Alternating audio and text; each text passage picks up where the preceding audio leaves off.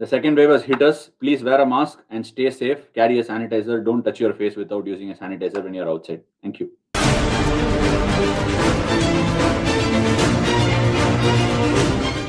Hello and welcome to mummy returns. இன்னைக்கு mummy ரிட்டர்ன்ஸ்ல பல விஷயங்கள் பார்க்க போறோம். பட் அதுல ஃபர்ஸ்டா முதல்ல நம்ம பார்க்க வேண்டியது வந்து ரொம்ப சோகமான ஒரு விஷயம். எனக்கு வந்து இன்டெகிரல் பார்ட்டா இருந்தார் என் லைஃப்ல ஆக்டர் விவேக். தவறி போயிட்டாரு. He is no more. Comedy king பிரவீனும் இருக்காரு, அபியும் இருக்காரு. அபிக்கு நல்லாவே தெரியும் என்னோட லைஃப்ல வந்து விவேக் ஒரு பயங்கர இம்பார்ட்டன்டான பார்ட். என்னால நம்பவே முடியல ஆக்சுவலா இப்போ கூட ஒரு இல்லை அப்படிங்கிறது. ரொம்ப ஃப்ரெஜைல் லைஃப், டக்குன்னு முடிஞ்சு போகுது இந்த கொரோனா டைம்ஸ் எல்லாத்துலயுமே கூட. அதான் நம்ம பாக்குறோம். பிரவீன், எப்படி ஃபீல் பண்றீங்க? அவரும் ஒரு கரியரை வந்து ஸ்டாண்டப் காமெடியான தான் ஆரம்பிச்சாரு. அதுக்கப்புறமா தான் சினிமாக்கு வந்தாரு. ஸோ அது வந்து ரொம்ப பர்சனல், அதாவது ஒரு பர்சனல் லாஸ் மாதிரி தான் இருக்குது. ஸோ நம்ம வீட்டில் ஒருத்தர் தவறிட்ட மாதிரி தான் இருக்கு. அந்த நீங்க சொன்ன மாதிரி காலையில எழுந்துக்கும் போதே அந்த நியூஸை நம்பவே முடியல. என்னடா இது, நேத்து தானே அட்மிட் ஆனார், சரியாயிட்டு வெளியில வந்து நமக்கு திருப்பியும் படங்கள் ஆக்ட் பண்ணி கொடுப்பாருன்னு நினைச்சோம். பட் ஒரே ஒரு அவரோட நல்லா வாழ்ந்துட்டாரு. பட் அவரோட லைஃப்ல ஒரே ஒரு சின்ன குறை இருந்துச்சுன்னா அது கமல்ஹாசனோட ஆக்ட் பண்ண முடியல அவரால். அதுவும் கடைசியா ஒத்துக்கின படம் வந்து என்ன ஆச்சுன்னு தெரியல, இந்தியன் 2. பட் அதுவும் வந்து அவரோட கரியர்ல அவரே சொல்லியிருக்காரு அது ஒரு சின்ன குறையா இருந்திருக்குன்னு. அது ஃபுல்ஃபில் ஆயிருந்தா இந்நேரம் ஒரு ஒரு அழகான ஒரு வாழ்க்கையை வாழ்ந்துருக்கு. எல்லாரோட வீட்லயும் வந்து ஒரு ஜாய், ஒரு ஹாப்பினஸ், அதுவும் அந்த டைம்ல வந்து ஒரு சோசியல் மெசேஜ் எல்லாம் வந்து இப்ப இருக்கிற மாதிரி சோசியல் மீடியா ஒரு இதே கிடையாது. ஒரு மெசேஜோட சேர்ந்து ஒரு காமெடி கொடுக்கும் போது ரொம்ப ஜாய் கொடுத்தாரு எல்லாரோட லைஃப்ஸ்க்கும். Rest in peace actor Vivek. எவ்வளோ நல்ல மாஸ்டர் பீசஸ்லாம் இருந்திருக்கு. ஐ மீன் ஐ நோ எப்பவுமே வந்து ஒரு மறைவு அப்படிங்கிறது ரொம்ப சோகமான விஷயம் அப்படிங்கிறது. பட் அந்த மறைவுல கூட ஒருத்தரை செலிப்ரேட் பண்றோம் அப்படின்னா வந்து அவங்க என்ன லைஃப்ல அச்சீவ் பண்ணிருக்காங்கிறது அதுக்கு ஒரு எடுத்துக்காட்டு. என்னோட ஸ்ட்ராங்கஸ்ட் மெமரி ஆஃப் விவேக் வந்து அவர் எத்தனையோ நல்ல ஃபிலிம்ஸ்லாம் பண்ணியிருக்காரு, எத்தனையோ நல்ல மெசேஜஸ் கொடுத்துருக்காரு. பட் சின்ன பையனா நான் ஃபர்ஸ்ட் தியேட்டர்ல போய் விழுந்து குலுங்கி சிரிச்சதுன்னா அது மின்னலைக்கு தான். ஸோ என்னோட லைஃப்ல வந்து நான் அவ்வளோ தடவை அந்த படத்தை பார்த்துருக்கேன். இப்போ ரீசெண்டாக கூட லாக்டவுன்ல திருப்பி பார்த்தேன் ஒரு 100 வாட்டி. ஐ குடன்ட் பிலீவ். என்ன சொல்றது, யார் வேணா வந்து இப்போ வந்து டக்குன்னு நம்மளை விட்டு போயிடுறாங்க. ஸோ இருக்கிற வரைக்கும் நம்ம கூட இருக்கிறவங்க நம்ம சந்தோஷமா வச்சுப்போம். Let's try and be happy and live with them. அவ்வளோதான் என்னால் சொல்ல முடியும். பிரவீன், உங்களோட ஏதாவது happiest memory? What is your strongest memory? எல்லாமே அவரோட ரொம்ப பிடிச்ச ஃபேவரட் படம் வந்து பெண்ணின் மனதை தொட்டு படத்துல வந்து அவரு வேஷ்டி பின்னாடி ஒரு ஆள் தூக்கிட்டே நடக்கிறாரு. அது வந்து அவரோட கரியருக்கே அது ஒரு சேஞ்சிங் பாயிண்டா இருந்தது. பட் எனக்கு ரொம்ப ரொம்ப ஃபேவரட் அது. பிளஸ் இன்னொரு சோகமான விஷயம்னா டூ சூன் 59லாம் ஒரு வயசே கிடையாது இந்த காலத்துல. ரொம்ப இன்னும் நிறைய படங்கள் அவர் பண்ணியிருக்கணும் அவரோட வயசுக்கு. But too soon we lost him. So நமக்கு தான் பெரிய லாஸ் அது. Abhi, any strong memory? எனக்கு என்னன்னா, லாஸ்ட் டைம் நாங்க ஐபிஎல் பபுள்ல இருக்கும் போது எஸ்பிபி தவறி போனாரு. இப்போ வந்து ஆக்டர் விவேக். ஸோ எவ்வளோ லைஃப்ல நம்மள இம்பாக்ட் பண்ணியிருக்காங்க க்ரோயிங் அப் இன் சென்னை, வாட்சிங் தமிழ் ஃபிலிம்ஸ். ஐ திங்க் இந்த மாதிரி I think you hit the nail on the head. ரொம்ப ஃப்ரெஜைல் லைஃப். இருக்கிற வரைக்கும் சந்தோஷமா எல்லாரும் ஹாப்பியா இருந்துட்டு போனோம். That's the best message and that's the best way we can celebrate Vivek also. கரெக்டாக சொல்லிட்டேன். இன்ஃபேக்ட் நான் அதுதான் ஐ மீன் இது ஒரு ஆப்பர்ச்சுனிட்டியாக எடுக்கிறேன். இதை சொல்லணும் அப்படியே இன்டென்ட்டோடலாம் வரல. பட் டெஃபினட்டாக கோவிட் செகண்ட் வேவ் நம்மளை திருப்பி அடிச்சிடுச்சு. எனக்கு யோசிச்சு தூரமாக பார்க்கும்போது ஃபர்ஸ்ட் வேவ்ல கூட இந்த ஃபீலிங் இல்லை. பட் செகண்ட் வேவ்ல ஒருவேளை நம்ம ரொம்ப இரஸ்பான்சிபிளா இருக்கமோ, இதுலேருந்து நம்மளை மீட்க முடியாமல் போயிடுமோ அப்படிங்கிற ஒரு ஃபீலிங் கிடைக்குது. ஐ நோ எல்லாருக்கும் லைவ்லிஹுட் இருக்கு, எக்கானமி இருக்கு, வெளியில போகிறோம், வேலையை செய்யணும், நிறைய பேருக்கு அத்தியாவசியம் இதுதான் அப்படின்னு தெரியுது. பட் பெஸ்ட் ப்ராக்டிசஸ் ஃபாலோ பண்ணலாம். டபுள் மியூட்டன்ட் இந்தியன் ஸ்ட்ரெயின் அப்படின்னு சொல்றாங்க. அப்படின்னா 2 வைரஸ் வந்து ஒன்னா சேர்ந்துருக்கு, அதுதான் அந்த இந்தியன் ஸ்ட்ரெயின் அப்படிங்கிறாங்க. ரொம்ப சீக்கிரம் பரவுது, போன தடவை எப்படி பரவிச்சோ அதோட சீக்கிரமா பரவுது அப்படின்னு சொல்றாங்க. தயவு செய்து கிளவ் போட்டுக்க முடிஞ்சா போடுங்க, மாஸ்கை கட்டாதீங்க. எனக்கு தெரியும் நிறைய பேருக்கு பிரீதிங் ப்ராப்ளம்ஸ் இருக்கு, அதை போட்டா வந்து கஷ்டமா இருக்குன்னு. அப்படியே ரிமூவ் பண்ணீங்கன்னா கூட கையை வைக்காதீங்க, அதுல இருந்து எடுத்துருங்க. ஹேண்ட் சானிடைசர் கேரி பண்ணுங்க. முடியல அப்படின்னா முடியாதவங்களுக்கு ப்ரொவைட் பண்ணுங்க. அவ்வளவுதான் என்னால சொல்ல முடியும். ஏன்னா ஒரு ஸ்பானிஷ் ஃப்ளூல நடந்ததோ அதே தான் நடக்குது. செகண்ட் வேவ்ல நிறைய லைஃப்ஸ் எடுத்துட்டு போவோம். பட் நம்ம கேர்ஃபுல்லா இருந்தோம் அப்படின்னா இதுல நம்ம சீக்கிரமா வெளியில வரலாம். மேபி ஒரு 3 வருஷத்துல வெளில வரதோ 1.5 வருஷத்துல வரலாம். நான் ஒரு இதுவா தான் சொல்றேன். லாஸ்ட் பேண்டமிக்கும் இந்த மாதிரி 3-4 இயர்ஸ் போச்சு. ஸோ நம்ம அதுக்கு ப்ரிப்பேர்டா தான் இருந்தாகணும். அதோட இப்போ ஹைலி பாப்புலேட்டட் கண்ட்ரி வேற நம்ம. ஸோ கேர்ஃபுல்லா இருங்க, உயிர் சேதம் இல்லாம பாத்துக்காங்க. ஏன்னா பக்கத்துல இருக்கிறவங்க அந்த பக்கம் இந்த பக்கம் உயிர் சேதம் ஏற்பட்டுச்சுன்னா அதோட ஒரு கொடூரமான விஷயம் எதுவுமே கிடையாது. Take care, best practices follow பண்ணுங்க. சரி, அப்ப இனி ஷோக்குள்ள போயிடலாம் பிரவீன். நிறைய நம்ம வந்து கருத்து நம்மளும் எடுத்து உரைச்சாச்சு. விவேக் வேற மறந்து போயிட்டாருன்னு சொல்லியிருக்கோம். சரி, இனியோட ஷோ கொஞ்சம் ஆரவாரமா தொடங்குறதுக்கு முன்னாடி ஒரு வலிமை அப்டேட், அந்த ரவுண்டுக்குள்ள போக வேண்டிய நேரம் வந்துருச்சு. வலிமை அப்டேட். எனக்கு வலிமை அப்டேட்லாம் என்கிட்ட எதுவும் இல்லையா, நான் வேணா கேட்டு சொல்றேன். வலிமை அப்டேட்ல நிறைய கேள்வி வந்திருக்கு. ஃபர்ஸ்ட் அபியை தான் கேட்க போறேன். பட் அதுக்கு முன்னாடி சிஎஸ்கே ஜெயிச்சிட்டாங்க பிரவீன். போன தடவை மஞ்ச சொக்கா போட்டு வந்து ஜெயிச்சிருவோம் அப்படின்னு சொன்னீங்க, ஜெயிச்சிட்டீங்க. டாஸ் ஜெயிச்சிங்க, அதனால மேட்ச் ஜெயிச்சிங்களான்னு அபியை கேட்கலாம். பட் டாஸ் ஜெயிச்சது ஒரு குரூஷியல் ஃபேக்டரா இருந்து நினைக்கிறீங்களா பிரவீன்? இல்ல, ஆக்சுவலா பாத்தீங்கன்னா இப்போ டாஸ் ஜெயிச்சு நிறைய பேர் பவுலிங் செலக்ட் பண்ணாலுமே அது கடைசியில சோக் ஆகி தோக்குற மாதிரி சிச்சுவேஷன் ஆயிடுச்சு. ஸோ அதனால இப்போ கொஞ்சம் கொஞ்சமா டாஸோட எஃபெக்ட் கம்மியாயிட்டே வருதுன்னு நினைக்கிறேன். ஸோ யார் won it's anybody's game. So டாஸோட இது வந்து கொஞ்சம் கம்மியாயிடுச்சுன்னு என்னோட ஃபீல். இல்ல, அபி வந்து 2-3 நாள் முன்னாடி ட்விட்டர்ல பார்த்தேன், they won the toss and elected to lose அப்படின்னு போட்டிருந்தாரு. அபி என்ன அபி elected to lose? டாஸ் ஜெயிச்சு எப்படி டாஸ் மேட்சை தோக்கிறதுக்கு செலக்ட் பண்ண முடியும்? உன்னோட தாட் ப்ராசஸ் டாஸ். அதுதான். ஸோ சம்டைம்ஸ் வந்து டாஸ் கொஞ்சம் ஓவர் ரேட்டட் விஷயமா தான் இருக்கும். நிறைய டீம்ஸ் வந்து லாஸ்ட் இயர் ஐபிஎல்ல பார்த்தோம், நிறைய சேஸ் பண்ணாங்க இனிஷியலா மேட்ச் தோத்து கூட, எஸ்பெஷலி ஃபர்ஸ்ட் 6 கேம்ஸ். பட் சென்னையில வந்து லிட்ரலி நம்ம லைஃபே வந்து அங்க ஸ்பெண்ட் பண்ணிட்டு இருக்கும் போது பால் வந்து இன்னும் லோவரா தான் போகுது, கஷ்டமா தான் ஆக போகுது பேட்டிங் ஆடுறதுக்கு. ஸோ எதுக்கு ஒரு நாள் கேகேஆர் எம்ஐ அவ்வளோ கஷ்டப்பட்டு ஒரு மேட்ச் பார்த்துட்டு 38 ரன் 7 விக்கெட் விட்டுருக்காங்க கடைசி 5 ஓவர்ல. அதுக்கப்புறம் டாஸை ஜெயிச்சுட்டு பேட்டிங் ஆடினாங்க, பவுலிங் போட்டாங்கன்னா கொஞ்சம் பேடா இருந்தது பார்க்க. பிளஸ் என்னன்னா டியூ அப்படின்னு ஒரு விஷயம் நம்ம பத்தி டியூனால வந்து ஃபீல்டிங் எடுக்கிறாங்க அப்படின்னு ஒத்துக்க முடியுது. பட் காலையில மழை பெஞ்சிருக்கு சென்னையில, வெதர் வந்து கூலா இருக்கு. ஸோ பேசிக் கான்செப்ட் ஆஃப் டியூவே நல்லா சூடாயிட்டு திருப்பி கொஞ்சம் ஏர் கூல் ஆச்சுன்னா தான் டியூ ஃபார்ம் ஆகும். ஸோ எனக்கு என்னன்னா அவங்க டீம் கேப்டனே போட்டிருந்தாரு இன்ஸ்டாகிராம்ல இந்த மாதிரி மழை பெய்யுது அப்படின்னு. அதுக்கப்புறம் நீங்க வந்து டாஸ் ஜெயிச்சு ஃபீல்டிங் எடுத்தீங்கன்னா என்னால ஒத்துக்கவே முடியல. ஆஸ் சம்ஒன் இவ்வளோ வருஷம் கிரிக்கெட் விளையாடிட்டு அதுக்கு ஒரு லாஜிக் இல்லாத மாதிரி எனக்கு தெரிஞ்சது. கையில இருந்த கேம் அடிச்சிருக்கணும், அதெல்லாம் வேற விஷயம். But runs on the board சென்னையில வந்து is key. Runs on board சென்னையில கீ அப்படின்னு சொல்லியிருக்காரு. பட் நம்ம பார்க்க போற அடுத்த மேட்ச் வந்து ஆர்ஆருக்கும் சிஎஸ்கேக்கும் டெஃபினட்டா வந்து மேட்ச் மும்பையில் தான் நடக்குது. பட் மும்பைல ஒரு ட்விஸ்ட். எப்படி ட்விஸ்ட் அப்படின்னா மம்மி ரிட்டர்ன்ஸ் மாதிரி அங்க ஒரு ட்விஸ்ட் அடிச்சு அங்க வச்சாண்டா டைரக்டர் ட்விஸ்ட் அப்படின்னு சொல்ற மாதிரி அடின்னு அடிச்சுனே இருந்தாங்க. ஒரு கியூரேட்டர் என்ன பண்ணாரு, அடிச்சுனே இருக்காங்க, நான் கொஞ்சம் வித்தியாசமா ஏதோ பண்ணும் அப்படின்னு சொல்லி லைட்டா புல்லு வளர விட்டாரு. நான் கூட மேல அவரு மேல தண்ணி அடிச்சு இல்லடா என்ன போன மேட்ச் கூட நான் போய் எப்படி அதாவது காலைல போய் நம்ம எங்களுக்கும் ஆர்ஆருக்கும் நடந்தது ஒரு மேட்ச், சரியான மேட்ச் ஆக்சுவலா. நாங்க வந்து என்ன I thought we were 15-20 run short. ஒரு மாதிரி கண்டிஷன்ஸ் சரியா அதேதான் ப்ரீவியஸ் மேட்சோட ஹேங் ஓவர். அந்த ஹேங் ஓவர்ல வந்து போயிட்டு எல்லாம் பேட்ஸ்மேன்லாம் ஆனாங்க. நான் முன்னாடியே சொல்லியிருந்தேன், கொஞ்சம் பவுலருக்கு லைஃப் இருந்ததுன்னா பேட்ஸ்மேன்லாம் ததிங்கினத்துவம் டான்ஸ் ஆட ஆரம்பிச்சிடுறாங்க இன்னைக்கு அப்படின்னு சொல்லியிருக்கேன். அதுக்கு ரீசன் என்னன்னா அவங்க தே எக்ஸ்பெக்ட் பிளாஸ்டிக் கண்டிஷன். சரி போன காலை போட்டு அடிச்சுனே இருப்பான், ஹைவேல ஓட்டுற மாதிரி ஒரு 170 போயினே இருக்கணும் அப்படின்னு போறாங்க. பட் அந்த மாதிரிலாம் கொஞ்சம் கண்டிஷன்ஸ்ல மாறுதல் இருந்தா ரீடிங் த கண்டிஷன்ஸ், அடாப்டபிலிட்டி அப்படின்னு நிறைய தடவை தலை தோனியே சொல்லியிருப்பாருன்னு நினைக்கிறேன். பிரவீனுக்கு ஞாபகம் இருக்கும்னு நினைக்கிறேன். இதெல்லாம் ஆட்டோ பின்னாடியே எழுதி வைக்கலாமே அப்படின்னு சொல்றோம். எழுதி வைக்கலாம். கொஞ்சம் கண்டிஷன்ஸ் இன் ஃபேவர் இருந்தா கொஞ்சம் கண்டிஷன்ஸை படிக்கணும். மும்பைலையும் இந்த ட்விஸ்ட் நடந்திருக்கு. RR versus Chennai 2 low scoring games நடந்திருக்கு. லாஸ்ட் சிஎஸ்கே ஒரு லோ ஸ்கோரிங் கேம், டிசியோட ஒரு லோ ஸ்கோரிங் கேம். ஸோ என்னோட ப்ரெடிக்ஷன் வந்து திருப்பி ஃபிளாட்டா இருக்கும் விக்கெட் அப்படின்னு நினைக்கிறேன். ஸோ டாஸ் ரொம்ப ஒரு க்ரூஷியல் ஃபேக்டரா இருக்கு. நம்ம யாரெல்லாம் எடுக்க போறோம் டாஸ் பேஸ் பண்ணி அப்படிங்கறத நம்ம ஃபேண்டசி செக்மெண்ட்ல பேசலாம். ஃபர்ஸ்ட் கேள்வி வந்திருக்கு, ரங்கா அப்படின்னு ஒருத்தர் கேட்டிருக்காரு. அபி, Rituraj Gaikwad had finished last season really well, but this year he has not started well. Is there a great opportunity for Pujara to do a similar role? Is it the right time to blood Pujara in அப்படின்னு கேட்டிருக்காரு. Bleeding Pujara பத்தி எனக்கு தெரியல. But Rituraj Gaikwad வந்து ஒரு young talent, uncapped பிளேயரா வந்து Chennai super கிங்ஸ்குள்ள வந்தாரு. And knowing MS Dhoni, knowing his pattern of all these years, match வேற ஜெயிச்சிருக்காங்க, பெருசா வந்து மாத்த மாட்டாங்க அட் த டாப். இன்ஃபேக்ட் மாத்தினாலும் உள்ள வர ஆளு புஜாராவா இருக்காதுன்னு எனக்கு தோணுது. இப்போ வந்தாலும் ராபின் உத்தப்பான்னு ஒருத்தர் வெளில இருக்காரு.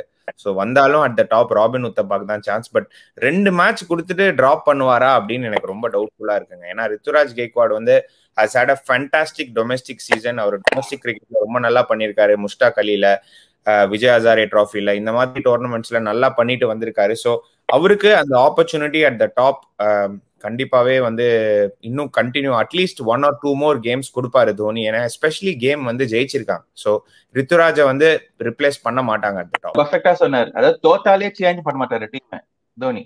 ஜெயிச்சிருக்காங்க வேற. யாருக்கா அடிப்பட்டோட நொண்டினே வந்து ஆடு, ஆனால் டீம் சேஞ்ச் பண்ண மாட்டேன் அப்படின்னு ஒரு பயங்கர ஸ்ட்ராங்கா கண்டிப்பா சேஞ்ச் பண்றது ரொம்ப கஷ்டம். பிளஸ் ருத்துராஜ் வந்து towards end of the season இன்னும் பெட்டரா ஆடுறாரு. அதாவது பயங்கரமா அது மலையாளம் த்ரில்லர் படம் மாதிரி. அவர் ஆரம்பத்துல ஸ்லோவா தான் ஆரம்பிக்கும், அதுக்கப்புறம் பின்னிடுறாரு. அந்த மாதிரி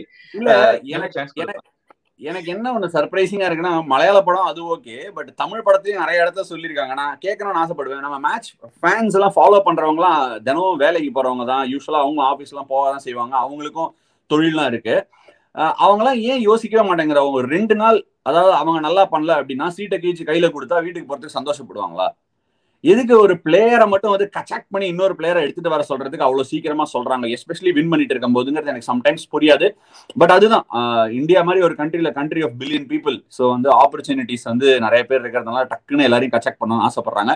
பட் ருத்துராஜ் கைக்வாட் சம பிளேயர் நமக்கு தெரியும். அவர் நம்ம பேக் பண்ணலாம். எப்படி ஷேன் வாட்ஸனை பேக் பண்ணி ஐபிஎல் ஜெயிச்சார் தலை ஒரு 2-3 வருஷம் முன்னாடி. 2 வருஷம் முன்னாடி லாபி, சாரி 2 வருஷம் முன்னாடி. ரைட். அடுத்த கேள்வி டிஆர்எஸ் அப்படின்னு ஒருத்தர் கேட்டிருக்காரு. டிஆர்எஸ் என்ன கேட்டிருக்காரு அப்படின்னா, ருத்துராஜ் கைக்வாட், அதேதான் இன்னைக்கு ருத்துராஜ் கைக்வாட போட்டு பொழக்கிறாங்க எல்லாரும். என்ன கதைன்னு தெரியல. Ruturaj has been off color in the first 2 games. Should he make way to an experienced Uthappa ஸ்குவாட்ல இருக்கறனால அவர் மேல பிரஷர் வருமா? அபி, நான் அவருக்கு திருப்பி டிஆர்எஸ் அவருக்கே கொடுக்குறேன். நானே கொடுக்குறேன் அவருக்கு. பிரவீன் உங்களை மாதிரி ஐட்டம். பிரவீன் உங்களோட சேர்ந்து wickets missing, impact, outside எல்லாமே டிஆர்எஸ். சாரி டிஆர்எஸ், நீங்க வந்து ஆஃப் கலரா இருந்தாலும் நிறைய பிளேயர்ஸ் ஆஃப் கலரா இருந்திருக்காங்க இந்த முதல் 2 மேட்ச் ஐபிஎல்ல. பட் ஒரு யங் பிளேயரை பேக் பண்ணி, எஸ்பெஷலி ஒரு ஏஜிங் டீம் லைக் சிஎஸ்கேக்கு அடுத்த வருஷம் ஒரு மெகா ஆக்ஷன் வந்ததுன்னா சிஎஸ்கேவோட யாரு ரீடைன் பண்ண போறாங்க, யாரு எடுத்துட்டு போக போறாங்க அடுத்த வருஷத்துக்கு அப்படிங்கும் போது ஒரு கீ பார்ட்டா ஒரு யங் டீமை பில்ட் பண்ணணும்னு நினைப்பாரு எம்எஸ் தோனி. அடுத்த வருஷம் விளையாடுறாரா விளையாடலையான்னு தெரியல. ஸோ யங்கர் பிளேயர்ஸ் இந்த வருஷம் ஒரு நல்லா பண்ணணும்னு ஒரு நோக்கம் இருக்கும். பட் யங்கர் பிளேயர்ஸை பேக் பண்ணி ஒரு டீசென்டான கோர் பில்ட் பண்ணணும்னு பேக் ஆஃப் த மைண்ட்ல கண்டிப்பா மேனேஜ்மெண்ட்டுக்கு இருக்கும். அதுல ஒரு பெரிய பார்ட் இந்த யங் பிளேயர்ஸ் இருப்பாங்க. ஆஷ், சரி, ரைட், அது ஓகே, நான் ஒத்துக்கிறேன். ஓகே, இது பிரவீன் உங்ககிட்ட தான் நெக்ஸ்ட் கேள்வி கேட்கலான்னு இருக்கேன். ராகேஷ் கேட்டிருக்காரு. அவர் என்ன கேட்டிருக்காருன்னா, 36 of 21, 46 of 31, in all likelihood 56 of 41. இது நானே சேர்த்துக்கிட்டது. இதுதான் அலிபாயோட ஸ்கோர்ஸா ஃபர்ஸ்ட் 2 மேட்ச்ல வந்திருக்கு. அவர் கொடுக்குற அந்த வலிமை அப்டேட் தான் சிஎஸ்கேவோட மிஸ்ஸிங் லிங்கா, பசில் அவர் தான் ஃபீல் பண்ணுவாரா அப்படின்னு கேட்டிருக்காரு. அவரும் ஃபீல் பண்ணுவாரு. ஆக்சுவலா அவர் மட்டும் நல்லா ஆடுறதால மற்ற எல்லாரும் 10 பிளேயர்ஸோட கான்ட்ரிபியூஷன் நம்ம வந்து குறைச்சி இட போடக்கூடாது. ஸோ அதனால அவரும் கான்ட்ரிபியூட் பண்ணுவாரு. பட் அவர் நல்லா கான்ட்ரிபியூட் பண்றாரு. அது வந்து ராக்கி பாய் செக்மெண்ட்ல நம்ம இன்னும் டீடைல்டா அவரை பத்தி நம்ம பேசலாம். பட் என்ன கேட்டா அவரும் கான்ட்ரிபியூட் பண்றாரு. இன்னைக்கு ஆக்டர் விவேக் நம்ம ட்ரிபியூட் கொடுக்கறதுனால அவார்டும் வரணும் அப்படின்னு சொல்லி வலிமை அப்டேட் செக்மெண்ட்டை க்ளோஸ் பண்ணிடுறேன். Valimai update segment comes to close. அடுத்த ரவுண்ட்ல நம்ம என்ன பார்க்க போறோம்? என் இனிய fans segment, CSK versus RR game. அப்படின்னா யார் வந்திருக்காங்க இனிய ஃபேன்ஸ்? என் இனிய ஃபேன்ஸ். ஐயோ, ஜிகே, அப்ப நீங்க போன தடவை வந்து பின்னி பெடல் எடுத்தீங்க. எனக்கு ரொம்ப பிடிச்சது என்ன, இன்னும் மனசுல நின்றுட்டே இருக்கு. நான் மேட்ச் ஆடும் போதெல்லாம் எனக்கு மனசுக்குள்ள வந்து போகுது. அது அந்த இது Punjab national bank interest rate அப்படின்னு சொன்னதுதான் எனக்கு ரொம்ப பிடிச்சிருந்தது. போன மேட்ச்ல வந்து அந்த இன்ட்ரெஸ்ட் ரேட் வந்து கம்மியாகிறதுக்கான வாய்ப்பே இல்லை. அலிபாய் வந்து வலிமை அப்டேட் கொடுத்தாரு. ஃபாப் டு பிளஸ் நல்லா ஆனா விக்கெட்டே அப்படிதான் இருந்து. ஸோ அதை பத்தி இன்ட்ரெஸ்ட் ரேட் அண்ட் ரன் ரேட்டை பத்தி நீங்க தப்பா நினைக்கக்கூடாது. இன்னைக்கு வந்து ஆர்ஆரோட மோதுறீங்க. இன்னைக்கு ஆர்ஆரோட மோதுறது உங்களுக்கு எப்படி ஃபீலிங் இருக்கு? யார் ஜெயிக்க போறாங்க? எனக்கு இன்னும் டைட் மேட்சா இருக்கும்னு தோணுது. டெஃபினட்டா டைட் மேட்சா இருக்கும். ஏன்னா நீங்க பாத்தீங்கன்னா ஆக்சுவலா சிஎஸ்கே அண்ட் ஆர்ஆர் வந்து ஹெட் டு ஹெட் வந்து சிஎஸ்கே 14 மேட்சஸ் வின் பண்ணிருக்காங்க இது வரைக்கும். அவங்க 9 தான் வின் பண்ணிருக்காங்க ஆர்ஆர். பட் 2020ல 2 மேட்சும் சிஎஸ்கே லாஸ்ட் வித் ஆர்ஆர். இத்தனைக்கும் ஆர்ஆர் 8வது பொசிஷன்ல இருந்தாங்க போன வாட்டி. அப்படி இருந்துமே சிஎஸ்கே 2 மேட்சும் தோத்துருக்கும். ஆனா போன வாட்டி ஆர்ஆர் அவ்வளவு ஸ்ட்ராங்கா இருந்ததுக்கு மெயின் ரீசன் வந்து I think they had a home advantage துபாயில நடந்தப்போ. ஏன்னா ராஜஸ்தானும் ஒரு டெசர்ட், துபாயும் ஒரு டெசர்ட். அதனால அந்த கனெக்ஷன்ல ஒரு ஹோம் அட்வான்டேஜ் டெஃபினட்டா இருந்திருக்கும். அதுவும் சஞ்சு சாம்சனுக்கு எல்லாம் துபாயில தான் முக்காவாசி மலையாளிஸ் இருக்காங்க. சஞ்சு சாம்சனுக்கு எல்லாம் மொத்த சொந்தக்காரங்களும் அதே ஏரியால இருக்கிறதுனால அவருக்கு ஒரு பயங்கரமான ஹோம் அட்வான்டேஜ் துபாயில. சோ பட் இந்த வாட்டி வந்து ஒரு நியூட்ரல் வென்யூல நடக்கிறதுனால I think it will definitely be a very close match. இல்ல இந்த இடத்துல நான் அபியை உள்ள கொண்டு வந்தேன். அபி உனக்கு ஞாபகம் இருக்கான்னு தெரியல அபி, நம்ம வந்து ஒரு 10 அதாவது வந்து நம்மன்னு சொல்றது ரொம்ப தப்பு. ஃபர்ஸ்ட் சீசன் ஸ்டார்ட் ஆகும்போது தோனி வந்து பேசுவாரா நம்ம எல்லாம் காத்து கடந்தே இருந்தோம் அந்த சிஎஸ்கே ட்ரெஸ்ஸிங் ரூம் வாசல். அவர் வாயில இருந்து முத்தே இறங்காது. பட் இப்ப அவர் என்ன பண்றாரு, அவரு வந்து உள்ள இறங்காம பசங்களை வச்சு, அதாவது எப்படின்னா, டேய் நான் இறக்கி விடுறேன்டா, பசங்களை வச்சு ஜெயிச்சுக்கிறேன்டா அப்படின்னு பசங்களை இறக்கி விட்டுறாரு. அதை பத்தி உங்களோட தாட்ஸ் என்னன்னு தெரிஞ்சுக்கலாம் ஆசைப்பட்டாங்க. சாம் கரனும் சரி, மொயின் அலி, அவர் வந்து அந்த மிடில் வந்து அந்த லெஃப்ட் ரைட் வந்து I think he like suddenly. And C ஒரு ரொம்ப ஓவர் ரேட்டட் கான்செப்ட் T20 கிரிக்கெட்ல. அப்பைக்கும் இப்பைக்கும் என்ன ஒரு மாறிடுச்சு அப்படின்னா, batsman should face the most best batsman should face the most number of balls அப்படின்னு இப்ப தனித்தனியா ரோல் வந்துருச்சு. ஒரு ஆளும் ஒரு ரோல் வந்துருச்சு. ஸோ MS தோனி எனக்கு தெரிஞ்சு அந்த பினிஷர் ரோல் தான் பிளே பண்ணுவாருன்னு தோணுது. அதனாலதான் அந்த ஒரு எக்ஸ்ட்ரா பேட்ஸ்மேன் வேற விளையாடுறாங்க. எக்ஸ்ட்ரா பேட்ஸ்மேன் ஜிகே வந்து என்ன சொல்லுவாருன்னு நான் நினைச்சேன் அப்படின்னா, ராஜஸ்தான் ராயல்ஸ் வந்து 8 வாட்டி ஜெயிச்சிருக்காங்க ஹெட் டு ஹெட்லன்னாரு. அதுல 2 வாட்டி சிஎஸ்கே பிளேயரே அடிச்சாரு. சிஎஸ்கே ஷேன் வாட்சன் தான் செம்மடி அடிச்சாரு ஒரு வாட்டி. நல்ல ஞாபகம் இருக்கு. ஜெய்ப்பூர் சவை மான்சிங் ஸ்டேடியம்ல தமிழ்நாடு லெப்ட் ஆர்ம் ஸ்பின்னர் வித்யூத்னு ஒருத்தர் ஆடுவாரு. அவரை தூக்கி கூரை கடிச்சிருவாரு சவை மான்சிங். லாஸ்ட் ஞாபகம் இருக்கா அந்த கேம்? செம்மடி அடிப்பாரு ஒரு கேம். ஸோ ஷேன் வாட்சன் நிறைய 2 வாட்டியோ 3 வாட்டியோ வந்து RR vs சிஎஸ்கே கேம்ல அடிச்சிருக்காரு. ஸோ அதுவும் நீங்க வந்து கணக்கு போடுவீங்கன்னு நினைச்சேன். பட் நல்ல கான்டெஸ்டா இருக்கும் ஜிகே. அவ்வளவு ஈஸி வந்து டெஃபினெட்லி. ஆமா anybody can win on their day அப்படின்னு ஒரு கிளீஷே ஸ்டேட்மெண்ட்டை மட்டும் சொல்லாம நிஜமாவே பிலீவ் பண்றேன் அந்த IPL. Anyone can believe on their day. It has to be the closest IPL. இந்த சீசன் ராஜஸ்தான் அதுவும் வந்து பயங்கர க்ளோஸா வராங்க. அதாவது தோத்துருவாங்கன்ற நிலைமையில இருந்து திடீர்னு வந்துடுறாங்க. சோ அவங்களுக்கு வந்து நம்ம சதி லீலாவதியில கமல் சொல்ற மாதிரி ராஜஸ்தானுக்கு இந்த ஜெயிச்சுக்கோன்னு சான்ஸோ சாய்ஸோ கொடுத்துடக்கூடாது. கண்டிஷனா ஜெயிச்சிருவானுங்க, கிறக்கம் பிடிச்சவனுங்க. அதனால கொஞ்சம் உஷாராதான் விளையாடணும். ஒரு சான்ஸ் சாய்ஸ் கொடுக்கவே கூடாது. ஆக்சுவலா ராஜஸ்தான் ராயல்ஸ் வந்து ஒரு இன்க்ளூசிவ் டீம். ஆக்சுவலா அதை அப்ரிஷியேட் பண்ணி ஆகணும். ஏன்னா மன்னனும் பட்லரும் ஒன்னா ஓப்பனிங் போறாங்க.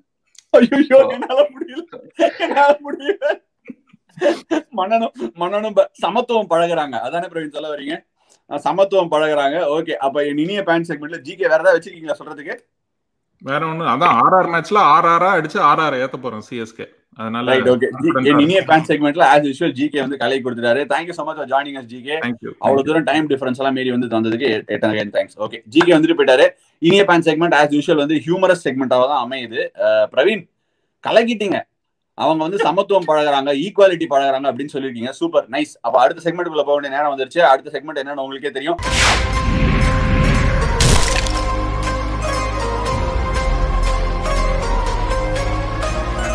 KGF Rocky bhai impact player of the day அப்படின்னு சொல்லி RRக்கும் CSKக்கும் நடக்கக்கூடிய மேட்ச். போன தடவை என்னாச்சுன்னு தெரியும்ல, நான் அலிபாய் எடுத்திருந்தேன் டீம்ல. அலிபாய் எடுக்காம விட்டாரு நம்மளோட ப்ரொடியூசர். தோத்து போயிட்டாரு ஃபேண்டசி செக்மெண்ட்ல. என்னோட அலிபாய் தான் வலிமை அப்டேட் கொடுக்குறாரு. நான் அவர் மேல பேக் பண்ணிருக்கேன். அதுக்காக நான் தான் அவருக்கு ரன் கொடுத்தேன் வேணும்ட்டு சொல்லி கலாச்சிடாதீங்க. Right, okay. இந்த செக்மெண்ட்ல யாரை பிக் பண்ண போறாரு? யாரு ஓப்பனிங் பேட்ஸ்மேன்? அபி சொல்லுப்பா. என்னோட rakhi bhai impact player of the டே ரொம்ப ஒரு கூரமான ஒரு கண்ணோட பாத்துட்டு இருக்கேன் கொஞ்ச நாளா. அவர் வந்து என்ன பண்றாரு, அவர் என்ன லென்த் போடுறாரு, ஏது பண்றாரு அப்படின்னு. ஒரு இப்படி ஒரு அவுட் ஸ்விங்கரு, இப்படி ஒரு நக்கிள் பாலு, இப்படி ஒரு ஃபுல் பாலு, இப்படி ஒரு பவுன்சரு, 4 விக்கெட்டு செம்மையா போட்டாரு தீபக் சஹர். இந்த 4 விக்கெட்டுக்கு வந்து காரணம் ஐ திங்க் லென்த்தையும் மாத்தினாரு, அவரோட ஏரியாஸ் மாத்தினாரு, பேச மாத்தினாரு. ஸ்விங் அவருக்கு பெருசா போவே இல்லைங்க. நிறைய பால்ஸ், நிறைய வீடியோஸ் பார்த்துட்டேன். லாஸ்ட் இயருக்கும் அதுக்கு முந்தின வருஷத்துக்கும் ஸ்விங் பெருசா சேஞ்ச் ஆகல, பேஸ் பெருசா சேஞ்ச் ஆகல. அவர் வந்து அந்த வேரியேஷன்ஸ் யூஸ் பண்றதை கொஞ்சம் கம்மி பண்ணாரு. அந்த ஷார்ட் பால் மேல அவ்வளவு நம்பிக்கை இல்லாம போச்சு. போட்டாரு கரெக்டா நிக்கலஸ் பூரனுக்கு அந்த ஷார்ட் பால். விக்கெட் வேற கொஞ்சம் இனிஷியலா டாக்கி ஸ்டிக்கி அப்படின்னாரு கோச் ஸ்டீஃபன் ஃபிளெமிங். ஸோ கண்டிப்பா வந்து தீபக் சஹர் மறுபடியும் எஃபெக்டிவா இருப்பாரு நான் நம்புறேன். Deepak Chahar is my Rocky bhai for the day. இதுல நிறைய பேர் சொல்லுவாங்க, நான் புவனேஸ்வர் குமாரோடையும் பேசியிருக்கேன், நிறைய பார்க்கவும் செஞ்சிருக்கேன். நாங்களும் இந்த ஆம் பால் போடுவோம், நியூ பால் எடுத்து ஸ்லைட்டா அப்படி ஸ்விங் ஆகும். ஆஃப் ஸ்பின்னர் போட்டா கூட அது வந்து திடீர்னு ஒரு சில இடத்துல ஸ்விங்கே ஆகாது. ரீசன் என்ன அப்படின்னு பார்த்தோம்னா, கிராஸ் இருக்காது சர்ஃபேஸ்ல. கிராஸ் இல்லாத சர்ஃபேஸ் ஒரு மாதிரி பிளாட்டா இருந்ததுன்னா பட்ட உடனே ஷைனி சைட்ல பட்டுச்சுன்னா ஸ்விங் ஸ்டாப் ஆயிடும். ரெட் பால் தான் நிறைய நேரம் ஸ்விங் ஆகும், ஒயிட் பால் ஸ்விங் ஆகாது. ஒயிட் பால் வந்து நம்ம பிளாஸ்டிக் பால் மாதிரி நம்ம மொட்டை மாட்டில சிமெண்ட்ல போட்டோம் அப்படின்னா சர்லேருந்து விரிசல் விட்டுரும் ஒரு சைடு. அந்த மாதிரி ஒயிட் பால்ல விரிசல் விட்டுருச்சுன்னா அது ஸ்விங் ஆகாது. ஸோ ஸ்விங் போயிடுச்சு, வெள்ளை பால் ஸ்விங் ஆகல, அந்த மாதிரிலாம் சொல்ல முடியாது. கண்டிஷன்ஸ் தேவை, ஹியூமிடிட்டி லெவல் கரெக்டா இருக்கணும், ஸ்லைட் பிரீஸ் இருக்கணும், அந்த மாதிரி நிறைய ஃபேக்டர்ஸ் ஒன்னா வரணும், டியூ இருக்கக்கூடாது. ஸோ அதனால வந்து கேம் பார்க்கும்போது நம்ம இது டாக்கி அப்படின்னு சொல்லுவாங்க வெள்ளக்காரங்களாம். டாக்கி அப்படின்னா என்னன்னா, சர்ஃபேஸ்ல கொஞ்சம் ஈரம் இருக்கும், அடியிலேருந்து இருக்கும், அது ஒரு மாதிரி நின்று வரும். அண்ட் போன மேட்ச் கூட டிசி வர்சஸ் ஆர்ஆர் மேட்ச்ல நாங்க போய் நின்று இருந்தோம். செம்ம ஹார்டா இருந்தது. ஆனா ஒரு மாதிரி ஸ்பைக் மார்க் அப்படியே அந்த கிரீஸ்குள்ள வச்சோம்னால 8 புள்ளி கோலம் வைக்கிற மாதிரி எல்லா இடத்தையும் மார்க் வந்துனே இருந்தது. அதனாலதான் அடியிலேருந்து அந்த ஈரம் வரதுனால கொஞ்சம் நின்று வருதுன்னு நினைக்கிறேன். ஒரு மாதிரி ஸ்பஞ்சி பவுன்ஸ் இருக்கு. ஸ்பஞ்சி பவுன்ஸ் நான் நினைக்கிறேன் பேட்ஸ்மேன் உதாரணத்துக்கு இங்க படும் பேட்ல அப்படின்னு நினைப்போம், இங்க வந்து படும். ஸோ அந்த ஒரு பவுன்ஸ் ஃபேக்டர் தான் டாக்கி அப்படின்னு சொல்லுவாங்க, ஸ்பஞ்சி பவுன்ஸ். பிரவீன் அவர் பயங்கரமா தீபக் சஹர் எடுத்திருக்காரு. தீபக் சஹரை நான் ஃபேண்டசி டீம்ல எடுக்காமலே ஜெயிச்சுட்டேன் அன்னைக்கு. பட் எனிவே இப்ப நீங்க சொல்லுங்க உங்களோட இம்பாக்ட் பிளேயர் யாரு? ஸோ என்னோட இம்பாக்ட் பிளேயருக்கு சொல்றதுக்கு முன்னாடி 2 ஹானரரி மென்ஷன் அவங்க டீம் ஆர்ஆர் டீம் சொல்லி ஆகணும். ஃபர்ஸ்ட் ரியான் பராக். ஸோ ரியான் பராக் வந்து வியர்டான ஒரு ஆக்ஷன் ஃபர்ஸ்ட் டைம் பார்த்தேன். பயங்கர வியர்டா இருந்துச்சு ஆக்ஷன். அது லெஃப்ட் ஹேண்டர்ஸ்க்கு மட்டும் போடுறாரு. நான் வந்து இங்க இருந்து பவுலிங் போடுறாரு, மிட் ஆஃப்ல இருந்து பால் வருது அப்படின்னு தான் ஃபர்ஸ்ட் நினைச்சேன். என்னடா இது இப்படி இங்க இருந்து பால் வருது அப்படின்னு புரியல எனக்கு. அவரு பவுலிங் போட்டுக்கினே ஃபீல் செட் பண்றாரு அட் அ டைம். ஸோ அழகா அங்க போய் நில்லு அப்படின்ற மாதிரி போடுறாரு. எனக்கு ரியான் பராக் ஏன் பராக் அப்படிதான் எனக்கு புரியுது. ஏன்னா ஒரு பால் இப்படி போடுறாரு, ஒரு பால் அப்படி போடுறாரு, ஒரே குழப்பமா இருக்கு. அவரு போட்டாலும் சரி. அப்புறம் சஞ்சு சாம்சன் இருக்காரு அங்க. சஞ்சு சாம்சன் இருந்தா அவரோட அப்பா சாமே இருக்காரு அங்க. சாம்சன் தான் அங்க, சாம் கரனே இருக்காரு. ஸோ அந்த மாதிரி ஆளுங்களை வந்தாலும் சரி, ஒரு டி ராஜேந்தர் மாதிரி எல்லாமே பண்ணக்கூடிய ஒரு ஆள் எங்க கிட்ட இருந்தார். அதாவது பவுலிங்கா இருந்தாலும் சரி, பேட்டிங்கா இருந்தாலும் அருமையான ஃபீல்டிங்கா இருந்தாலும் சரி, அவர் பண்ணாத 2 விஷயம் அம்பைரிங், கமெண்ட்ரி மட்டும்தான். மொயின் அலி தான்.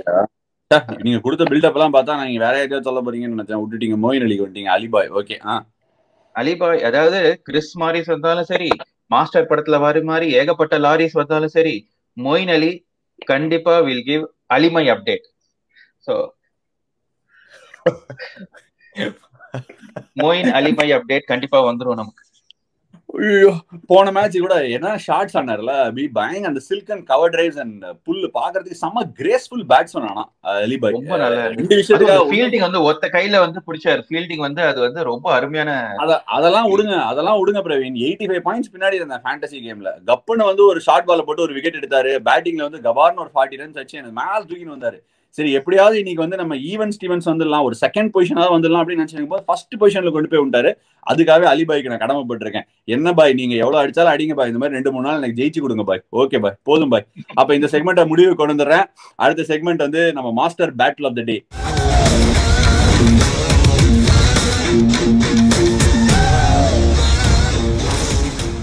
அதாவது வந்து நீங்க ஆல்ரெடி சொன்னீங்க அலிபாய் வந்து எத்தனை லாரிஸா மாஸ்டர் படத்துல வர மாதிரி லாரிஸா இருந்தாலும் சரி, இன்னொன்னு என்ன கிறிஸ் மாரிஸா இருந்தாலும் சரி, கிறிஸ் மாரிஸா இருந்தாலும் சரி அடின்னு அடிப்பாரு அப்படின்னு சொன்னீங்க.